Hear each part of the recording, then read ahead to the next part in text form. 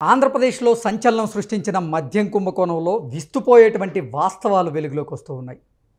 ఈ మద్యం కుంభకోణంలో సంపాదించినటువంటి సొమ్ముతో కొంతమంది వైకాపా నాయకులు తొలత దుబాయ్లో రియల్ ఎస్టేట్ కంపెనీలో పెట్టుబడులు పెట్టారని, ఆ తరువాత టాంజానియాలో అక్కడ స్టీల్ ఫ్యాక్టరీల్లో పెట్టుబడి పెట్టారని, ఫుడ్ ప్రాసెసింగ్ యూనిట్లలో పెట్టుబడి పెట్టారని, ఇప్పుడు అమెరికాలో ఫిషింగ్ కంపెనీల్లో కూడా వైకాపా నాయకులు ఈ మద్యం కుంభకోణంలో వచ్చినటువంటి సొమ్మును పెట్టుబడులుగా పెట్టారు అనేటువంటి వార్తలు ఇప్పుడు సోషల్ మీడియాలో చక్కర్లు కొడుతున్న నేపథ్యంలో ఈ అంశం మీద మనం పూర్తి స్థాయిలో విశ్లేషణ చేసుకుందాం. ప్రస్తుతం మనతో పాటున్నారు ప్రముఖ రాజకీయ విశ్లేషకులు, ప్రముఖ సీనియర్ జర్నలిస్ట్ డివిఎస్ గారు. సార్తో మాట్లాడదాం. సార్ నమస్తే. సార్ నమస్తే. మద్యం కుంభకోణంలో విస్తుపోయేటువంటి వాస్తవాలు వెలుగులోకి వస్తూ ఉన్నాయి.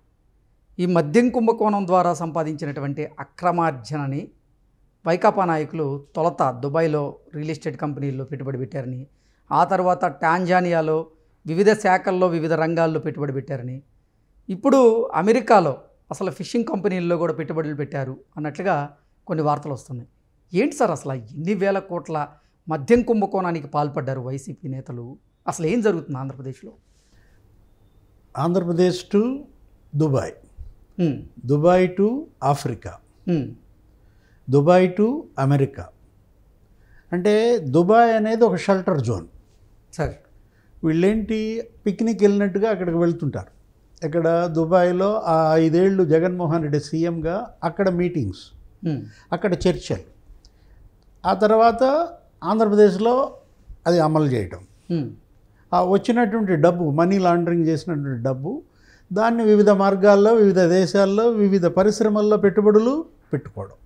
వాళ్ళు ఎంచుకున్నటువంటి బిజినెస్ కూడా చూసినట్లయితే వాళ్ళకి బాగా అచ్చొచ్చినటువంటి మైనింగ్.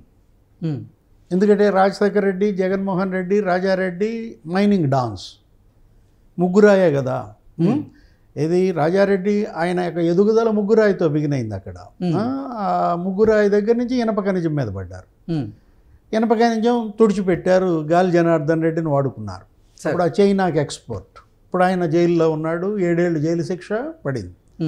ఇప్పుడు ఇక్కడ కూడా ఏది ఆఫ్రికాలో టాంజానియా లేకపోతే జింబాబ్వే, అక్కడ ఆ దేశాల్లో చెవిరెడ్డి భాస్కర్ రెడ్డి, ఆ ఎపిసోడ్ అయిపోయింది. గాలి జనార్దన్ రెడ్డి తీసేయి, అతను ఎవరో మాకు తెలియదు. ఇక ఇప్పుడు ఏంటిది, చెవిరెడ్డి భాస్కర్ రెడ్డి, ఆయన కొడుకు మహిత్ రెడ్డి పెద్ద ఎత్తున దుబాయ్ పర్యటనలు, లేకపోతే ఆఫ్రికా పర్యటనలు. ఇది చెప్తోంది ఎవరు? ఇచ్చిన వాంగ్మూలం ఎవరు? ఆ ప్రణయ్ ప్రకాష్. అసలు ఎవరి దగ్గర చెప్పాడు? మ్యాజిస్ట్రేట్ దగ్గర చెప్పాడంటే అది దాని యొక్క ఎంత బలం లేకపోతే అందులో.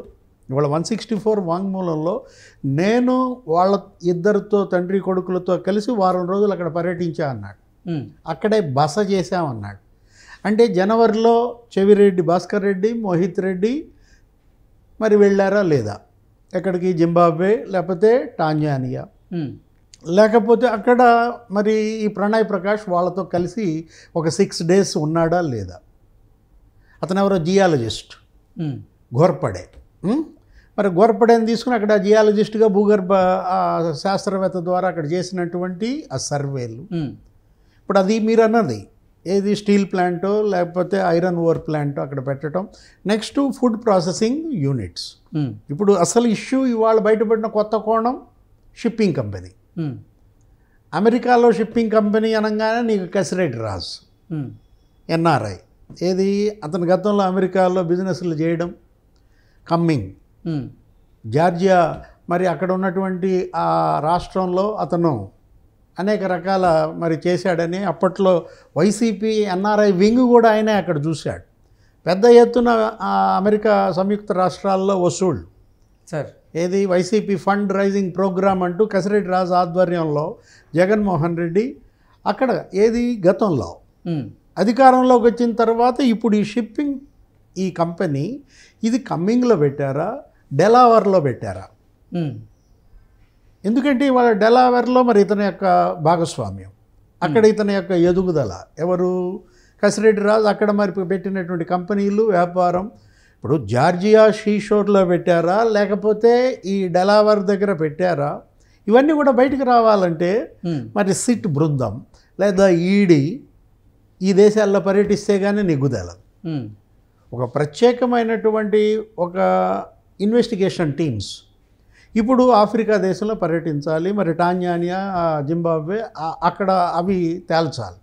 ఆనుపానులన్నీ కూడా ఎప్పుడెప్పుడు వచ్చారు, ఎక్కడెక్కడ తిరిగారు, ఎంత పెట్టుబడులు పెట్టారు, ఆల్రెడీ అడ్వాన్సులు ఇచ్చారా లేదా, ఎక్కడ దాకా వచ్చింది ఆ కంపెనీల యొక్క ఆ ఎరక్షన్. నెక్స్ట్ ఇప్పుడు ఈ షిప్పింగ్ కంపెనీ ఏంటది, జగతి షిప్పింగ్ కంపెనీయా? ఇప్పుడు విజయసాయి రెడ్డి చెప్పాడు ఏమని, అసలు ఆ పేరు సృష్టించిందే నేను, షర్మిలకి ఈ ఆస్తులతో సంబంధమే లేదు, జగన్మోహన్ రెడ్డి భారతి 2 పేర్లలో అక్షరాలు తీసుకుని జగతి పెట్టామన్నాడు. ఆ పేటెంట్ విజయసాయి రెడ్డిది అయితే మరి ఇతనేం పెట్టాడు?